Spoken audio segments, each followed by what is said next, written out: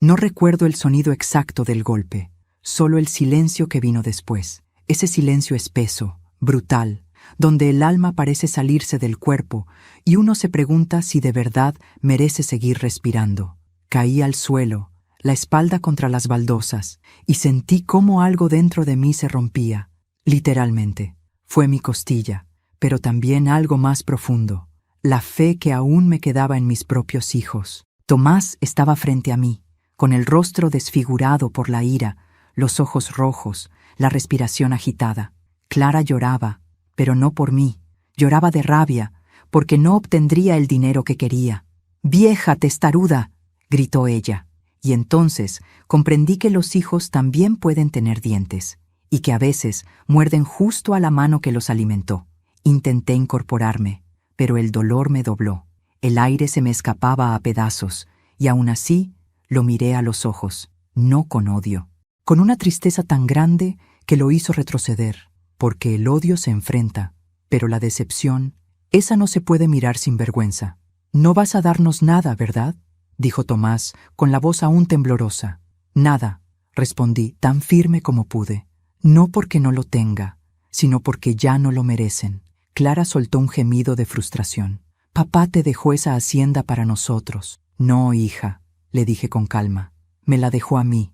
Yo la trabajé, yo la levanté, yo la cuidé. Y ahora que se vendió, el dinero será mío, no para comprar cosas, sino para vivir en paz». Y fue entonces cuando Tomás me golpeó, no con rabia, sino con esa furia contenida que tienen los cobardes cuando descubren que no controlan a quien creían suya.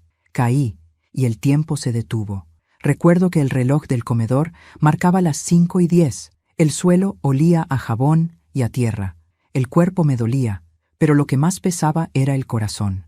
Pero antes de continuar, quiero hacerte una invitación muy especial. Suscríbete al canal y deja tu me gusta. Esto me ayuda a ver que me apoyas y disfrutas de mis historias. Y comenta aquí abajo desde qué ciudad nos estás viendo. Ahora, continuemos. No sé cuánto tiempo estuve tirada en el suelo. Quizás minutos, quizás una eternidad. Solo recuerdo que cuando abrí los ojos, ya no estaban. Se habían ido, dejándome tirada entre los restos de mi propia dignidad. Me arrastré hasta la silla. Cada movimiento era un puñal. El aire me ardía en los pulmones. Aún así, lo primero que hice fue cerrar la puerta con llave. No quería vecinos curiosos, ni ambulancias, ni policías. Quería silencio. El silencio, aunque duele, es el único lugar donde una mujer puede oírse a sí misma. Encendí una vela. No sé por qué. Quizás porque necesitaba una prueba de que la luz aún existía. Y mientras la flama titilaba, pensé en mi esposo, en la hacienda, en los días en que mis hijos corrían por los campos riendo. Los recordé pequeños, llenos de vida y de promesas, y no pude evitar preguntarme en qué momento los perdí. Quizás fue cuando empecé a darles todo sin pedir nada, cuando confundí amor con permiso, cuando callé por no discutir, cuando los dejé creer que el respeto era opcional.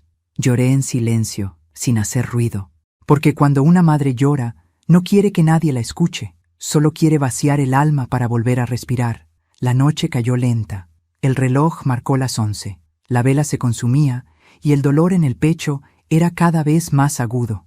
Cada respiración era una batalla. Pero no fui al hospital. No quería que quedara registro. Quería que esa herida sanara donde nadie pudiera verla. Cerré los ojos y prometí algo. No iba a denunciarlos, pero tampoco volvería a ser su víctima.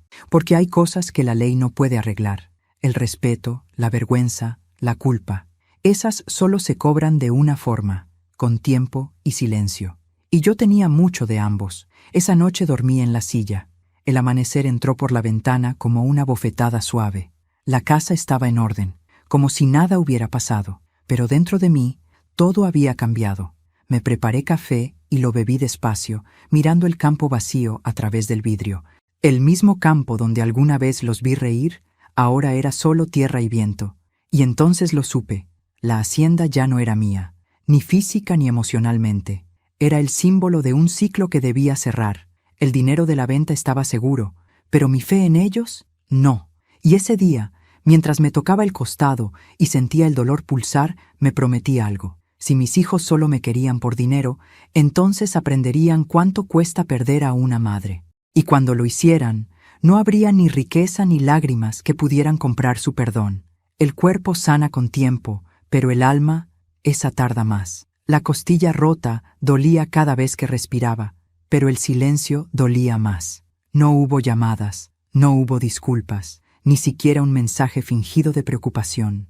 Nada. Era como si, al caer al suelo aquella tarde, también hubiese desaparecido de la vida de mis propios hijos. Durante días caminé despacio por la casa, sin propósito. La ropa seguía colgada, las fotos seguían en su lugar, pero todo se sentía hueco. Era como si la casa respirara mi ausencia, aunque yo aún estuviera dentro. A veces me hablaba sola, solo para escuchar una voz que me respondiera, aunque fuera la mía.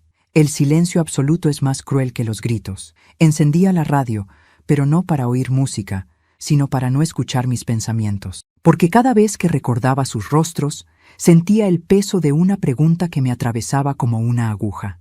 ¿En qué momento dejé de ser su madre para convertirme en un estorbo? Cuando eran niños, Tomás y Clara me seguían a todas partes. Yo trabajaba la tierra con sus manitas pequeñas sobre las mías. Clara reía al ver las gallinas correr. Tomás soñaba con tener su propio caballo. En aquel tiempo éramos pobres, sí, pero había amor, y el amor, cuando es puro, basta para llenar una casa entera. Mi esposo, Julio, solía decirme, nuestros hijos no necesitan heredar riqueza, sino respeto. Pero con los años, el respeto fue lo primero que se perdió. Recuerdo el día en que todo comenzó a torcerse. Julio había muerto hacía apenas un año. Yo estaba aprendiendo a vivir con su ausencia cuando llegó el primer reclamo. «Vende la hacienda, mamá», dijo Tomás. «Ya no puedes mantenerla sola». Tenía razón en parte. La tierra me exigía más de lo que mi cuerpo podía dar, pero no era solo tierra, era mi historia. Era el lugar donde conocí a Julio, donde crié a mis hijos, donde enterré mis lágrimas. Venderla era como vender una parte de mí. Clara insistía con dulzura envenenada. «Mamá, con ese dinero podrías vivir bien. Nosotros te cuidaremos». Y lo creí, como creen las madres que aún no han aprendido a desconfiar de los suyos. Les cedí una parte para que me ayudaran con los trámites. Ellos prometieron hacerlo por amor. Y yo, ingenua, firmé papeles sin leer. Papeles que más tarde entendería que estaban redactados para borrarme de lo mío. El día del golpe no fue un arrebato repentino. Fue el desenlace de años de desprecio acumulado. Años en los que fui haciéndome invisible. Años en los que me acostumbré a comer sola mientras ellos reían en otra habitación. Años en los que mis palabras dejaron de importar. Ellos no se volvieron crueles de la noche a la mañana. Yo los acostumbré a que me ignoraran. Yo fui quien les enseñó que podían faltarme el respeto sin consecuencias. Y ese es el mayor pecado de una madre. Confundir paciencia con debilidad. Los días siguientes a la agresión fueron un purgatorio silencioso. Aprendí a moverme sin girar el torso, a dormir sentada, a cocinar con una mano en el costado. Cada movimiento era un recordatorio. Me habían roto algo que no se cura con yeso. Pero no todo fue oscuridad. Hubo algo dentro de mí que despertó con ese dolor, algo que había dormido durante años. La dignidad. Una mañana me miré en el espejo. Tenía ojeras, el rostro demacrado, el cabello despeinado, pero mis ojos brillaban con una fuerza nueva. Ya no había miedo, había fuego, y en ese fuego encontré un pensamiento que me dio calma. Si ellos me convirtieron en nadie, aprenderán quién soy cuando me pierdan. Fui al pueblo. Con el dinero de la venta guardado en un sobre, visité al notario que había trabajado con Julio durante años, don Ernesto, un hombre de voz grave y manos temblorosas. Le pedí una copia de todos los documentos firmados. Él me miró, dudando. ¿Va a denunciar a sus hijos? No, le respondí. Quiero proteger lo que aún me pertenece. Pasé horas leyendo papeles. Entre líneas, descubrí cláusulas, trampas, nombres alterados. Habían planeado todo con precisión. Pero no contaban con una cosa, que la mujer que ellos creían derrotada todavía sabía pensar. Guardé los documentos, los metí en una carpeta azul y los escondí detrás del retrato de mi boda. Cada paso que daba era lento, pero firme. No tenía prisa. El tiempo siempre está del lado de quien sabe esperar. Esa noche, mientras cenaba sola, miré las luces del pueblo desde la ventana y recordé a Julio. Lo imaginé sonriendo, con ese gesto sereno que siempre me calmaba. y escuché su voz en mi memoria. El respeto, Beatriz, no se pide, se hace respetar. Cerré los ojos y le prometí: no voy a llorar más por quienes no lo merecen. Voy a hacer justicia, pero a mi manera. El amanecer siguiente me encontró caminando hacia el gallinero. El cuerpo aún dolía, pero cada paso era una declaración de guerra silenciosa. Los perros me siguieron hasta la entrada del corral, como si supieran que algo en mí había cambiado. Mientras les echaba maíz, miré el horizonte y lo supe. A partir de ese día, ya no iba a ser la madre invisible. Iba a ser la mujer que ellos subestimaron. Y cuando llegara el momento, cuando creyeran que por fin ganaron, les enseñaría, sin gritar, que hay golpes que no se dan con las manos, sino con la inteligencia. 3 días después del golpe, tocaron la puerta. No fue un toque tímido ni respetuoso. Fue ese tipo de golpe seco que da quien se cree con derecho a entrar sin pedir permiso. Me acerqué despacio, apoyándome en la pared. El dolor en el costado seguía ahí, pero ya no me dominaba. Abrí la puerta. Allí estaban. Tomás con una camisa planchada que apenas disimulaba su nerviosismo. Clara, vestida de blanco, fingiendo serenidad, con un ramo de flores que seguramente no había comprado ella. Ambos sonreían, pero sus ojos tenían hambre, no de comida, de poder. «Mamá», dijo Clara, estirando los brazos, «vinimos a verte». «¿A verme o a verificar si sigo viva?», respondí, sin perder la calma. Su sonrisa se quebró apenas un segundo. «Ay, mamá, no digas eso», intervino Tomás. «Estábamos preocupados». «Preocupados», pensé. Esa palabra en su boca sonaba tan vacía como una moneda oxidada. Los invité a pasar, no por amabilidad, sino porque quería observarlos más de cerca. A veces, para entender a los buitres, hay que dejar que vuelen sobre ti antes de darles el golpe. El ambiente se volvió espeso. Yo preparé café. Ellos hablaron de banalidades, del calor, del pueblo, de lo mucho que me echaban de menos, pero cada frase escondía un cálculo, una pregunta indirecta, una expectativa no dicha. «Mamá», dijo Tomás finalmente, «hemos estado pensando». «¿Sí?», le respondí sin mirarlo. «Quizás deberías considerar irte a vivir con nosotros. La casa está muy grande para ti sola». Clara asintió, fingiendo ternura. «Sí, mamá, contigo estarías mejor cuidada. No tienes por qué pasar tus últimos años aquí». «Tus últimos años». La frase cayó como una piedra. Sonreí. «¿Mis últimos años?», pregunté con suavidad. No sabía que me quedaban tan pocos. Clara apretó los labios. Tomás miró al suelo. Sabían que había notado su juego. Comieron en silencio, fingiendo cortesía. Yo, en cambio, observaba cada movimiento, cada mirada. Ellos ya no me veían como una madre, me veían como un obstáculo, y los obstáculos para ellos se eliminaban o se controlaban. Después de la comida, Clara se acercó al mueble del comedor. «¡Qué linda foto!», dijo, señalando el retrato de mi boda. «Sí», respondí, «fue el día más feliz de mi vida». «Papá se veía muy joven», comentó Tomás, mirando el marco con un tono extraño. «Debe dolerte estar sola, ¿no?». «No tanto como dolería estar acompañada de quien no me respeta». Hubo un silencio tan largo que hasta el reloj pareció detenerse. Ellos se miraron entre sí, y entonces lo supe. Venían a medirme, a ver si seguía débil, si aún podían manipularme. Y lo peor, creían que yo no lo notaría. Antes de irse, Clara me abrazó con un gesto mecánico. Su perfume me mareó. «Te queremos, mamá», me dijo. Yo le acaricié el cabello y le respondí al oído: «Yo también los quiero, pero ya no los necesito». Sentí como su cuerpo se tensaba. Cuando se separó, su sonrisa había desaparecido. Esa noche, mientras la casa se hundía otra vez en silencio, me senté frente al retrato de Julio. «Tenías razón», susurré. «No era la pobreza lo que los destruiría, sino la ambición». Me quedé allí, horas, pensando en cómo el amor, cuando se da sin límites, se convierte en debilidad, y en cómo a veces la única manera de recuperar el respeto es dejar de ser buena. Busqué la carpeta azul y la abrí sobre la mesa. Pasé mis dedos por cada documento, cada nombre, cada firma. Entre las hojas había algo que no recordaba haber visto antes. Una llave, pequeña, de bronce, vieja, pero sólida. No tenía idea de qué abría, pero al verla, supe que era importante. El destino tiene esa forma extraña de hablarle a una mujer, con señales que parecen insignificantes, hasta que se vuelven imposibles de ignorar. Los días siguientes fueron una calma tensa. Nadie llamó, nadie vino. Solo el sonido del viento y el ladrido de los perros acompañaban mis mañanas. Pero yo no estaba sola, no del todo. El recuerdo de Julio caminaba conmigo, y en ese recuerdo encontré dirección. Empecé a escribir cartas, documentos, cambios en el testamento que nadie esperaba. Fui al banco y moví parte del dinero sin decirle a nadie. Cada paso era una pieza colocada con cuidado en un tablero que mis hijos aún no sabían que existía.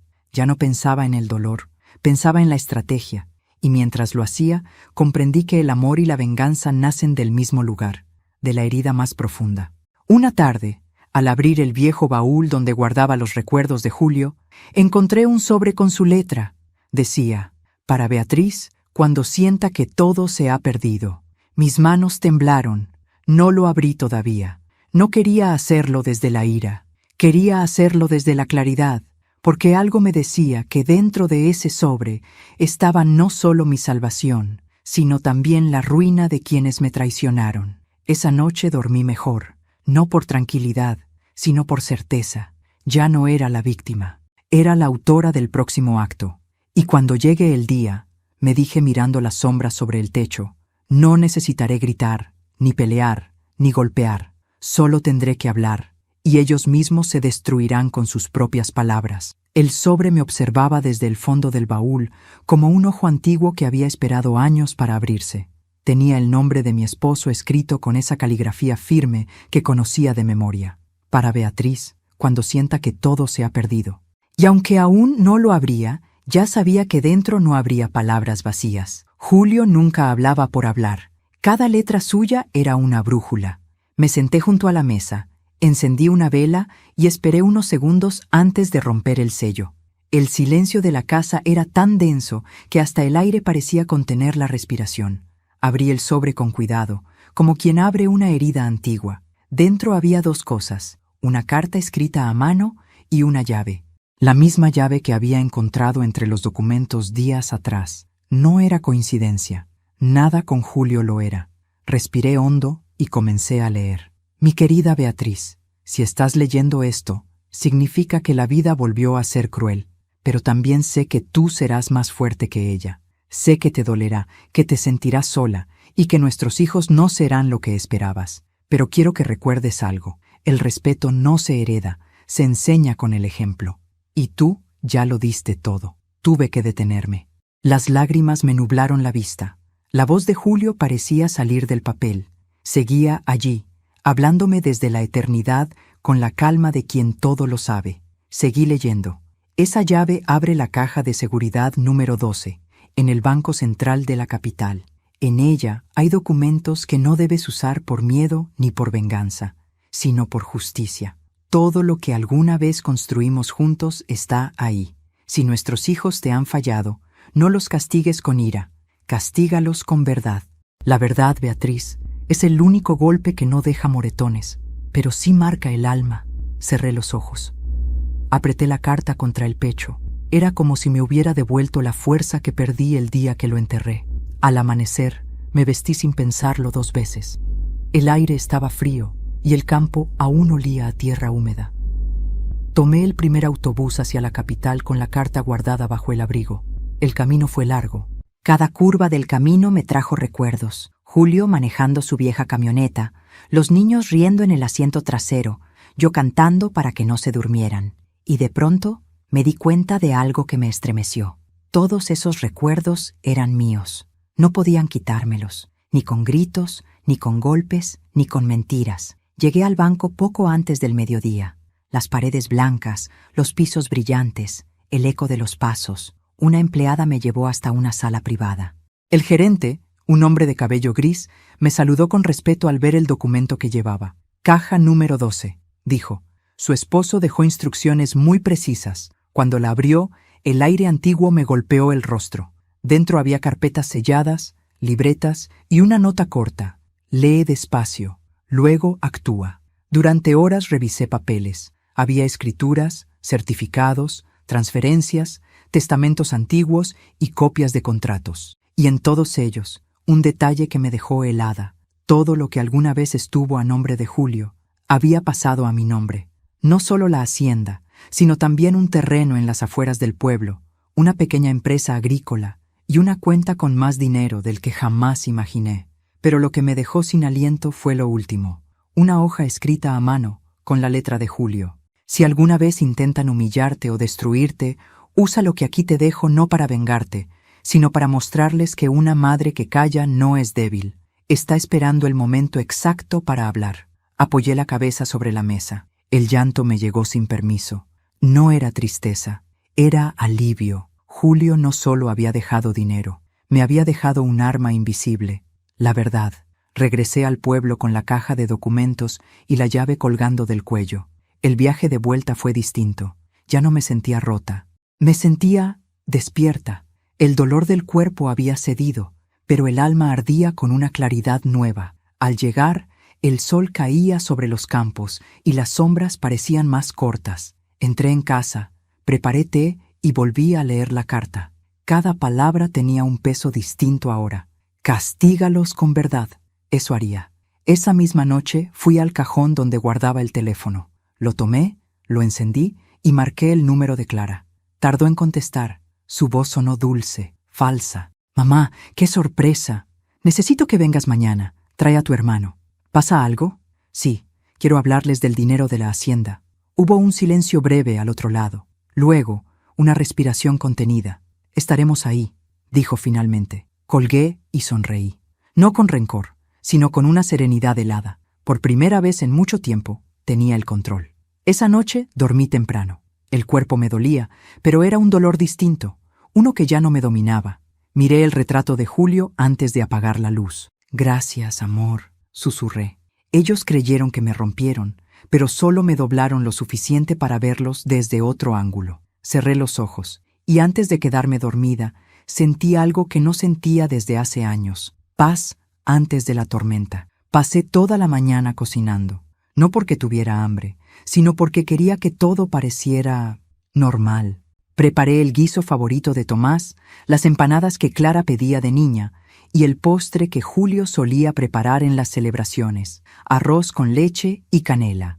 El aroma llenó la casa y por primera vez en mucho tiempo no me dolió sentirla viva. Sabía que esa noche no sería una cena, sino una despedida. Puse el mantel blanco, los cubiertos de plata, las copas que guardaba para los días importantes. Cada detalle tenía un propósito. Quería que todo se viera perfecto. La perfección confunde. Hace que el enemigo baje la guardia. A las 7 en punto, escuché el motor del coche. Primero Clara, luego Tomás. Entraron riendo, hablando de banalidades, con el tono nervioso de quien presiente algo, pero no sabe qué. Los abracé como si nada hubiera pasado, como si no recordara el golpe, ni las lágrimas, ni las noches en silencio. A veces, fingir perdón es el mejor disfraz de una venganza justa. «Mamá», dijo Tomás mirando la mesa, «esto parece Navidad». «Casi lo es», le respondí sonriendo. «Hoy vamos a celebrar». Clara me ayudó a servir la comida. Parecía tranquila, pero sus ojos la traicionaban. No podía dejar de mirar el reloj. Sabía que algo importante iba a pasar. Y tenía razón. Durante los primeros minutos, solo se escuchaban los sonidos de los cubiertos. El silencio, aunque incómodo, era el invitado principal. Luego Clara habló. «Mamá, Tomás y yo estuvimos pensando». «¿Sí?», pregunté, sirviendo vino. «Queremos que sepas que te queremos mucho». «Claro», respondí con calma. Tanto que casi me matan. Sus rostros se tensaron. Tomás dejó el tenedor. «No empieces, mamá. Ya dijimos que fue un error». «Sí», dije. «Un error de cálculo». Clara intentó sonreír. «Vinimos a arreglar las cosas». «¿Arreglar?», pregunté, inclinándome sobre la mesa. «¿O asegurarse de que aún tengo el dinero?». No contestaron. Solo se miraron entre sí, buscando una estrategia. Yo sonreí. Era el momento que había esperado. Antes de continuar, dime aquí en los comentarios qué te está pareciendo esta historia hasta ahora y qué harías tú en mi lugar.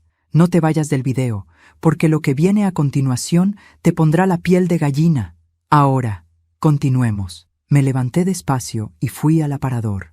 Saqué una botella que llevaba años sin tocar. Era vino tinto, del bueno, el que Julio guardaba para ocasiones especiales. Mientras llenaba las copas, sentí la mirada de mis hijos siguiéndome con impaciencia. Tranquilos, dije con suavidad, todo a su tiempo. Me senté y levanté la copa. Brindemos, propuse. ¿Por qué?, preguntó Clara. Por la familia, respondí. La que tuve, la que perdí y la que ya no necesito. Tomás sonrió forzadamente. Clara se removió en la silla. Mamá, ¿podemos hablar del dinero? Por supuesto, dije, bebiendo un sorbo. De eso los traje aquí. Saqué del bolso un sobre grueso y lo puse sobre la mesa. Aquí está todo, dije. Clara se abalanzó sobre él con las manos temblorosas. Tomás lo abrió sin permiso. Adentro solo había una carta. Su color se desvaneció al leer el primer renglón. Mis queridos hijos, cuando lean esto, ya habrán demostrado que el dinero vale más para ustedes que una madre. Pero no se preocupen, ya no hay dinero que heredar. Todo fue donado. La hacienda, las cuentas y los terrenos ahora pertenecen a la Fundación Julio López, creada en memoria de su padre, para ayudar a ancianos abandonados por sus familias. El silencio fue absoluto. Solo se escuchaba el crepitar de las velas. Clara dejó caer el papel. Tomás apretó los puños. «¿Qué hiciste, mamá?», susurró con la voz quebrada. «Lo justo», respondí. «Lo que su padre hubiera hecho». Clara se levantó de golpe. «¡Estás loca! ¡Nos arruinaste!». «No», dije mirándola a los ojos. «Me liberé. Ese dinero era nuestro». «No, hija. Ese dinero era mío. Y decidí usarlo en gente que no tenga hijos, que la maltraten por codicia». Tomás golpeó la mesa con furia. «¿Así te vengas de nosotros?». «No es venganza», respondí. «Es justicia». Tomó la carta y la rompió en pedazos. «Esto no puede ser legal». «Es completamente legal», dije. «Tu padre se aseguró de eso antes de morir. Y yo solo seguí sus instrucciones». Ellos se miraron, desesperados. Vi cómo el miedo reemplazaba la rabia. Por fin comprendían que no tenían poder sobre mí, que la mujer que ellos golpearon ya no existía. Clara empezó a llorar. Tomás respiraba con dificultad. El aire se volvió pesado, casi irrespirable. Yo, en cambio, me sentía ligera. Por dentro había una paz que no se explica, la paz de quien ha hecho lo correcto. «Mamá», susurró Tomás, «por favor, no hagas esto. Ya está hecho, hijo. Pero aún pueden hacer algo ustedes». «¿Qué?», preguntó Clara entre lágrimas. «Aprender a vivir sin heredar lo que no se ganaron». Me levanté, recogí los platos y caminé hacia la cocina. Desde allí los escuché discutir, culparse, llorar. Sus voces eran las de dos niños asustados, y por un instante sentí compasión. Pero la compasión también tiene límites. Dejé el resto de la cena sobre la mesa y volví al comedor. Ambos estaban en silencio. «No los traje para humillarlos», les dije, «sino para enseñarles lo que olvidaron». «¿Qué?», preguntó Tomás. «Que una madre no se mide por lo que da, sino por lo que soporta antes de dejar de dar». Los miré una última vez. Ellos bajaron la cabeza, y yo, sin decir más, apagué las velas. Esa noche dormí profundamente. El alma, por fin, estaba limpia. El miedo se había ido, y en su lugar quedaba solo una certeza, que a veces el perdón no se pronuncia. Se sirve frío, en una mesa perfectamente puesta, bajo la luz tranquila de una mujer que aprendió a no doblarse. Desperté antes del amanecer. El aire olía a tierra húmeda y a ceniza vieja. Por primera vez en muchos años, sentí que el silencio no me aplastaba, me protegía. Me serví café, abrí la ventana y observé cómo el sol se abría paso entre las montañas. Julio siempre decía que los amaneceres eran promesas, y ese día su promesa se estaba cumpliendo. No pasaron ni 2 horas antes de que volvieran. El sonido del coche rompió la calma como una herida que se abre otra vez. Sabía que vendrían. No por arrepentimiento, sino por desesperación. El dinero les dolía más que el golpe que me dieron. Tomás bajó primero, con el rostro tenso. Clara lo seguía, aún con los ojos hinchados. Entraron sin saludar, sin pedir permiso. Su soberbia, incluso arruinados, seguía intacta. «Mamá», dijo Tomás, «tenemos que hablar». «Sí, lo sé», respondí. Los estaba esperando. Me senté frente a ellos en la mesa del comedor. Había colocado los documentos cuidadosamente. Cada hoja, cada sello, cada firma. Y sobre todas ellas, el testamento original de Julio. Clara lo vio primero. Sus labios se movieron, pero no salió palabra alguna. «¿Qué es esto?», preguntó Tomás. «La verdad», respondí. la que su padre y yo les ocultamos para que aprendieran a vivir con humildad. Tomás tomó el sobre, lo abrió y comenzó a leer. Su rostro cambió lentamente, como si cada palabra pesara una tonelada. Clara, en cambio, se quedó quieta, con las manos juntas, temblando. Yo, Julio López, en plena conciencia, declaro que todos mis bienes, propiedades y ahorros quedarán bajo el nombre de mi esposa, Beatriz López, con plena autoridad para disponer de ellos como considere justo. Mis hijos, Tomás y Clara, no recibirán herencia alguna hasta demostrar que comprenden el valor del trabajo, el respeto y la gratitud. Si Beatriz considera que no han aprendido esa lección, tendrá el derecho absoluto de excluirlos de todo beneficio. Tomás apretó los dientes. Esto es una locura, no puede ser. Sí puede, dije con serenidad. Tu padre no fue un tonto. Sabía lo que hacía. Clara se llevó una mano al pecho. ¿Así nos castiga, mamá? ¿Por un error?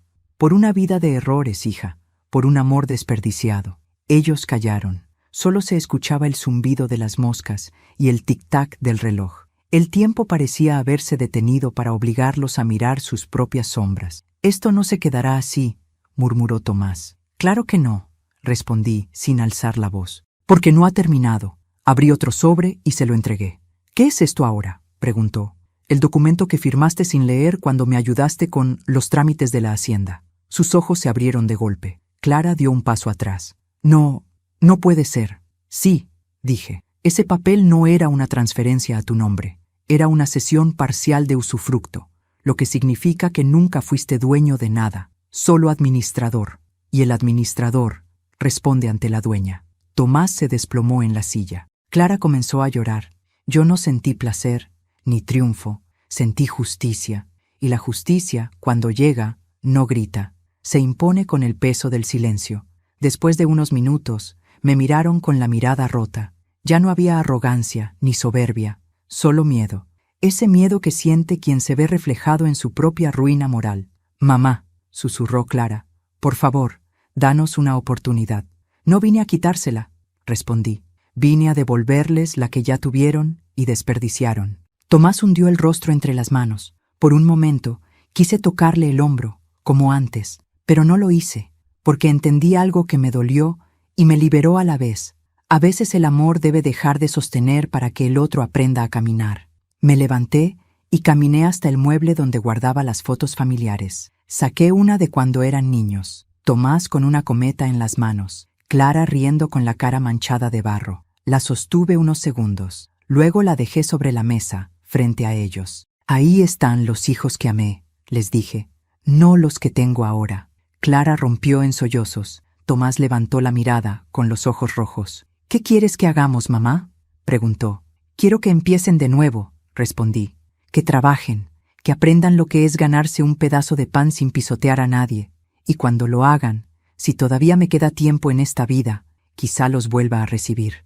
El viento entró por la ventana, moviendo las cortinas. El retrato de Julio se tambaleó un poco, como si él también escuchara. Sentí una lágrima correr por mi mejilla, pero esta vez no era de tristeza, era de alivio. Me giré hacia ellos y añadí: «Ustedes me rompieron una costilla, pero no el alma, y eso es lo que no podrán comprar jamás». Salieron en silencio, sin mirar atrás. Los vi alejarse desde la ventana. Por un instante me pareció ver en Tomás el mismo paso cansado que tenía su padre cuando comprendía que había cometido un error. Y en Clara, la mirada perdida de una niña que por fin entendía lo que significa perder algo irrecuperable. Cerré la puerta. El sonido del pestillo fue como el punto final de una larga oración.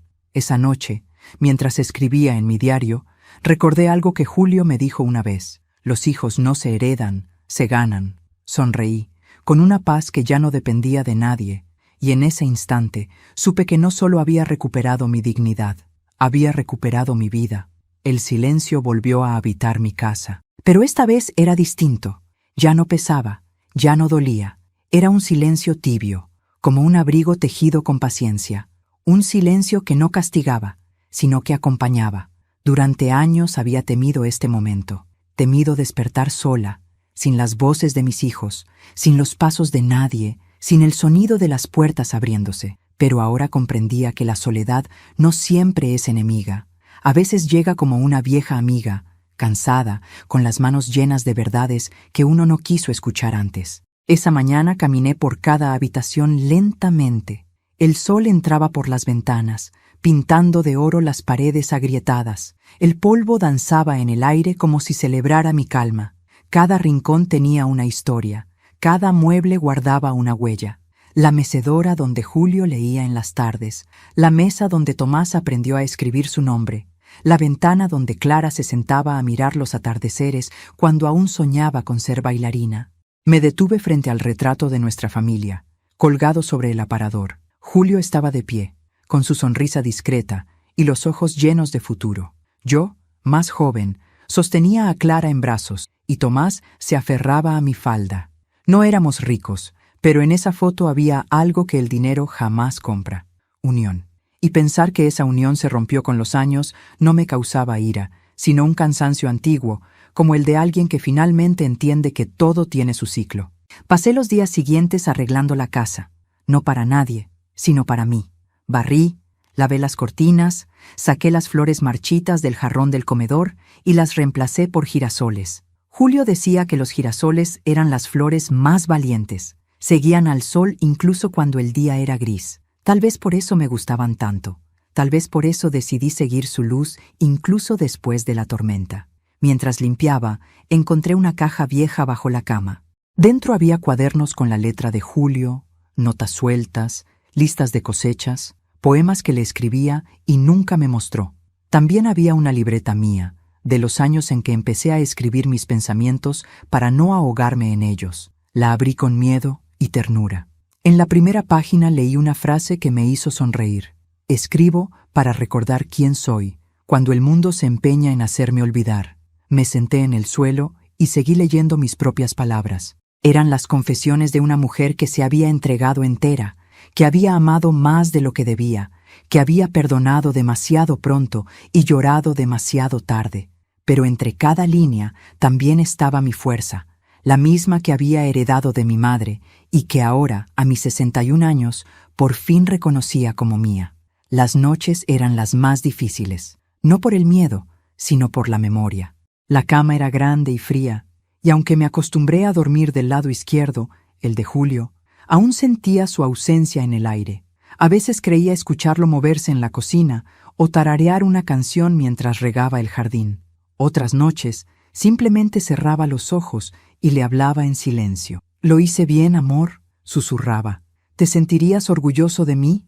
Nunca obtuve una respuesta, pero cada amanecer era mi manera de entender que sí, que de algún modo él seguía aquí, acompañándome en los pequeños actos, en el aroma del café, en el sonido de la lluvia, en las palabras que me repetía cuando la tristeza amenazaba con volver. Una tarde decidí caminar hasta el pueblo. Hacía años que no lo hacía. Las calles seguían siendo las mismas, pero la gente ya no me miraba igual. Algunos me saludaban con respeto, otros bajaban la mirada, como si supieran lo ocurrido. El rumor había corrido. Beatriz donó todo a los ancianos del asilo. Y aunque muchos no lo decían en voz alta, sentí en sus ojos algo que nunca había sentido antes: admiración. Entré a la pequeña iglesia del centro. Las velas titilaban frente al altar. Me arrodillé y recé por mis hijos. No pedí que volvieran, sino que encontraran el camino que los alejara de la soberbia. Recé también por mí, no para tener fuerzas, sino para conservar la paz que tanto me había costado ganar. Al salir, me encontré con don Ernesto, el notario viejo que me ayudó con los documentos. Me sonrió y me ofreció su brazo para caminar. «Beatriz», me dijo, «no muchas mujeres hacen lo que tú hiciste». «No lo hice por coraje», respondí. «Lo hice porque aprendí que el amor sin límites se convierte en cárcel». Él asintió despacio. «¿Y ahora qué vas a hacer con tanta libertad?». Lo miré y sonreí. «Usarla para ayudar a quienes ya no tienen a nadie que los mire». Volví a casa esa tarde con una idea que empezó a crecer como semilla en tierra fértil. Fui al escritorio, tomé papel y escribí una carta dirigida al director del asilo del pueblo. Le propuse destinar una parte de mis ingresos mensuales a crear un programa de acompañamiento, visitas, talleres, meriendas compartidas. No solo quería donar dinero, quería donar tiempo, porque entendí que lo más valioso que uno puede ofrecer es presencia. Las semanas siguientes me dediqué a eso. Fui al asilo por primera vez un lunes lluvioso. El lugar era modesto, con paredes descascaradas y olor a sopa caliente. Los ancianos me recibieron con una mezcla de curiosidad y ternura. Algunos no recordaban sus nombres, otros me contaban los suyos con orgullo, como si dijeran su historia entera en una sola palabra. Ahí conocí a Carmen, una mujer de 84 años que tejía bufandas sin parar. ¿Para quién son?, le pregunté. Para nadie, me respondió sonriendo, pero tejer me hace sentir que aún sirvo para algo. Sus palabras me atravesaron. Esa noche no pude dormir. Pensé en ella, en mí, en todas las mujeres que fuimos invisibles durante años, sosteniendo el mundo sin que nadie lo notara. Y entonces lo supe. Mi vida aún tenía propósito. Solo había cambiado de escenario. Con el paso de los meses, mi rutina se volvió sencilla y luminosa. Por las mañanas caminaba hasta el asilo, ayudaba en la cocina, leía cartas, cantaba con ellos viejas canciones. Por las tardes, escribía en mi diario, y por las noches hablaba con Julio mirando las estrellas. No necesitaba más. La paz no estaba en tenerlo todo, sino en ya no desear nada. A veces pensaba en mis hijos. Supe por vecinos que Tomás se había mudado a la ciudad buscando trabajo y que Clara daba clases de danza a niñas pequeñas. No los odiaba. El rencor, cuando uno lo guarda demasiado tiempo, se pudre dentro. Yo ya había limpiado mi alma, pero tampoco los buscaba. Sabía que el tiempo, en su infinita sabiduría, haría lo que yo ya no debía hacer: enseñarles. Una noche, al volver del asilo, encontré una carta en la puerta. No tenía remitente, pero reconocí la letra. Era de Clara. Mamá, no espero perdón, solo quería decirte que ahora entiendo. Todo lo que hiciste, todo lo que callaste, fue por amor. Estoy trabajando, y aunque a veces me duele, cada día me esfuerzo por ser alguien que merezca tu mirada. Te quiero, Clara. Lloré como no lloraba desde hacía años, no de tristeza, sino de alivio. No respondí la carta, no hacía falta. A veces el silencio también es una forma de abrazo. Esa noche me dormí con una sensación nueva, no de victoria, ni de soledad, sino de plenitud. La vida me había quitado mucho, sí, pero también me había devuelto lo más importante, mi propio nombre.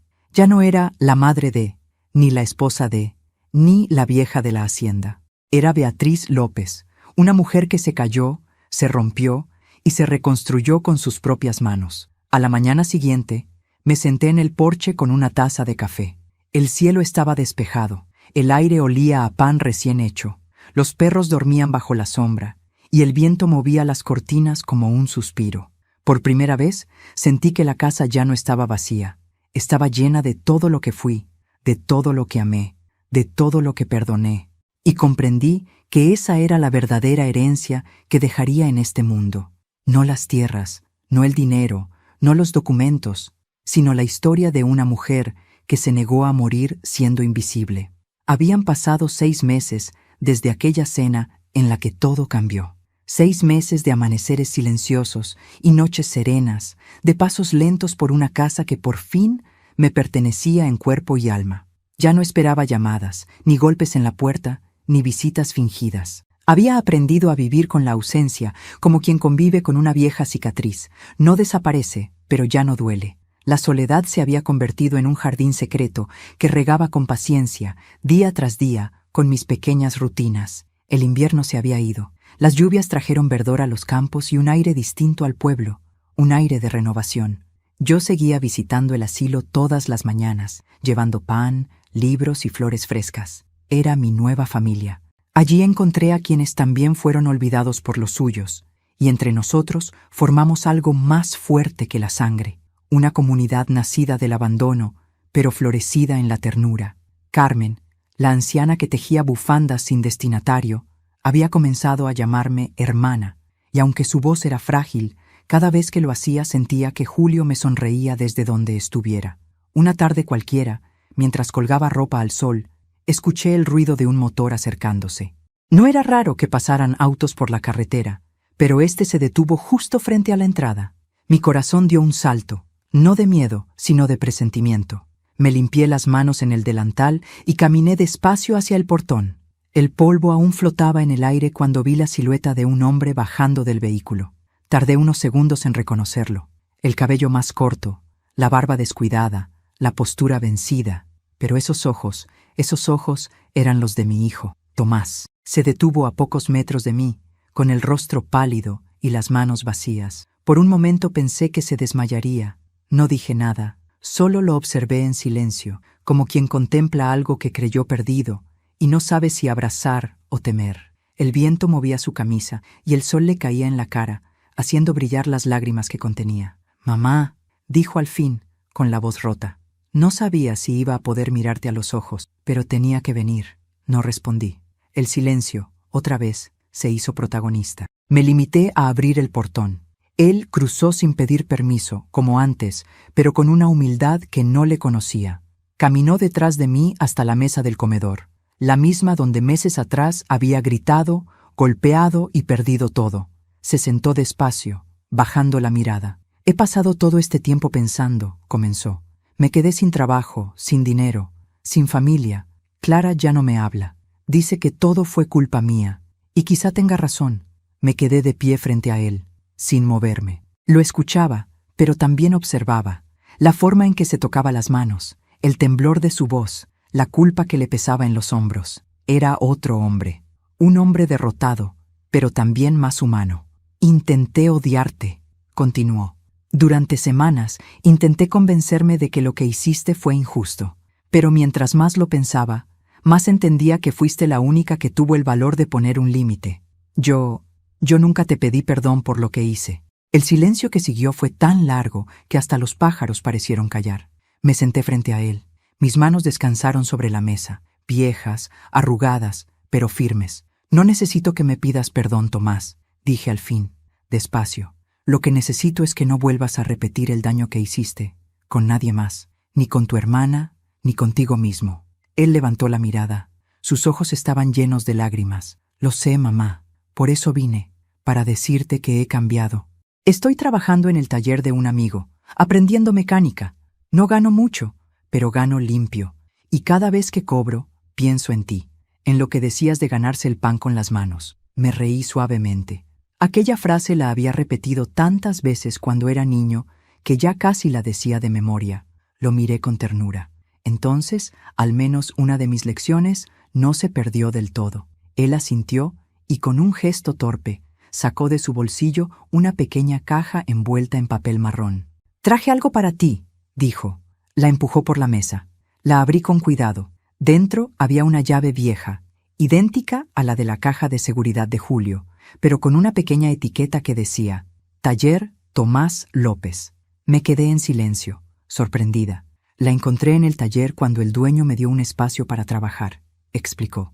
Dijo que cada quien debía tener su propia llave, para recordarse que el lugar donde uno aprende es también una puerta hacia algo nuevo, y quise darte una. Porque tú me diste la primera. No pude contener las lágrimas. Lo abracé y él se aferró a mí como cuando era niño, temblando. Su olor a aceite, a trabajo y a cansancio, me resultó reconfortante. Era el olor de la redención. Pasamos el resto de la tarde hablando. Me contó de sus errores, de sus noches sin dormir, de cómo una anciana del pueblo, una vecina mía, le había dado comida un día, y le habló de mí, de cómo yo ayudaba en el asilo. Dijo que esa historia lo partió por dentro. «¿Cómo puedes ayudar a otros después de todo lo que te hicimos?», preguntó, con voz apenas audible. Sonreí, porque aprendí que el odio solo hace que la herida no cierre. Y yo ya no quiero sangrar por nadie. Prefiero curar a los que todavía pueden ser salvados. Tomás bajó la cabeza y asintió. «Quisiera ayudarte», dijo después de un silencio. «A ti, al asilo, a lo que sea. Déjame reparar, aunque sea un poco, lo que destruí». Lo miré y sentí algo parecido a esperanza. Tal vez Julio, desde algún rincón del cielo, había movido los hilos para que ese día ocurriera. Cuando cayó la tarde, salimos al porche. El cielo ardía en tonos naranjas y violetas. Las sombras de los árboles se alargaban sobre la tierra húmeda. Él se sentó en la vieja mecedora de su padre y yo en la otra, a su lado. No dijimos nada durante un largo rato. Solo escuchamos el canto de los grillos y el murmullo del viento entre las hojas. «Mamá», susurró de pronto, «¿crees que Clara vuelva algún día?» «Cuando el corazón se ablanda, los caminos se abren», respondí. «No sé cuándo, pero sí sé que el amor siempre encuentra la forma de regresar, aunque sea tarde». Él sonrió débilmente. Me gustaría creer eso. Yo también sonreí. Créelo, porque es verdad. Esa noche preparé la cena para 2. Fue una escena sencilla, sin lujos, pero con un calor que hacía años no sentía. Tomás comió en silencio, agradecido.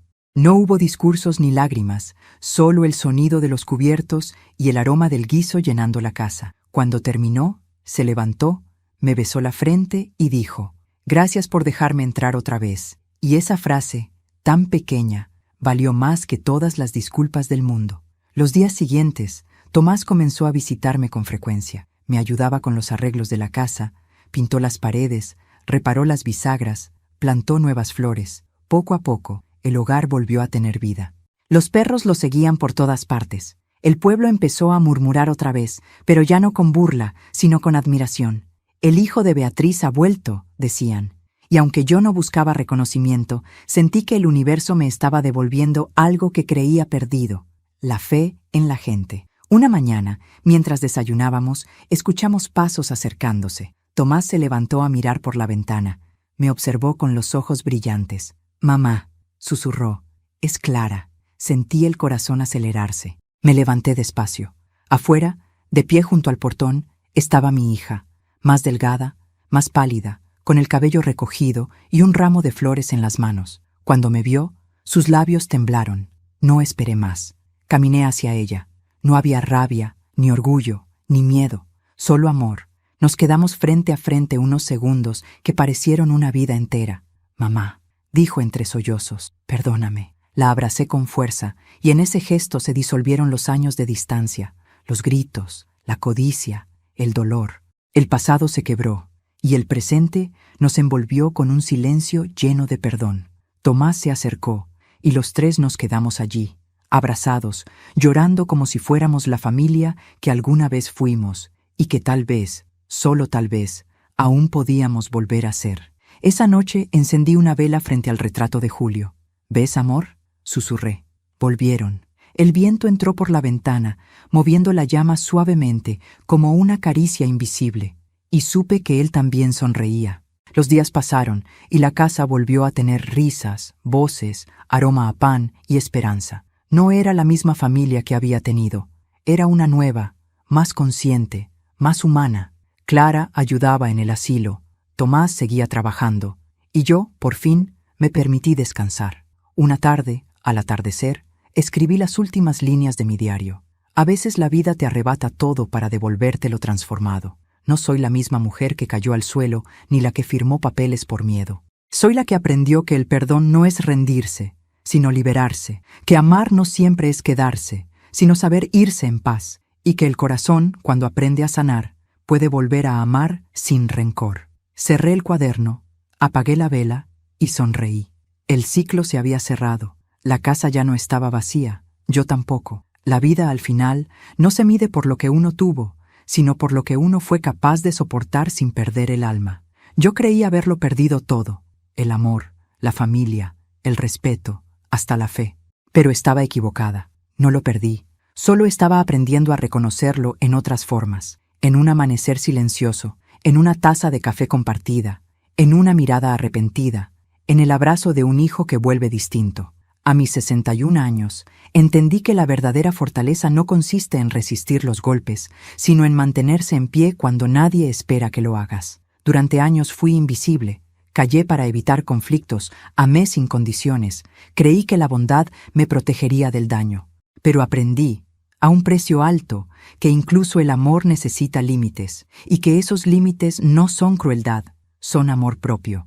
Hoy mi casa vuelve a tener voces, pero también silencios que me abrazan. No hay lujo, ni riqueza, ni joyas, solo flores, pan caliente y paz. Y eso, descubrí, vale más que cualquier herencia. He perdonado, no porque ellos lo merezcan, sino porque yo merezco vivir sin el peso del rencor. Perdonar no borra lo que pasó, pero te libera del pasado. Y en esa libertad, por fin, encontré a la mujer que siempre quise ser, fuerte, serena y en paz con su historia. Si alguna vez escuchas mi voz y te reconoces en ella, si alguna vez te sientes olvidada, sola o traicionada, quiero que recuerdes algo. No estás rota, estás renaciendo. El dolor que hoy te duele, mañana será tu fuerza, y el silencio que hoy te pesa, mañana será tu refugio. Yo soy Beatriz López, y esta fue mi historia. Pero antes de irte, quiero hacerte una invitación muy especial. Si esta historia tocó tu corazón, suscríbete al canal y deja tu me gusta. Así sabré que valoras estas historias llenas de vida, verdad y emoción. Y cuéntame en los comentarios desde qué ciudad estás viendo este video. Me encantará saber desde dónde me acompañas.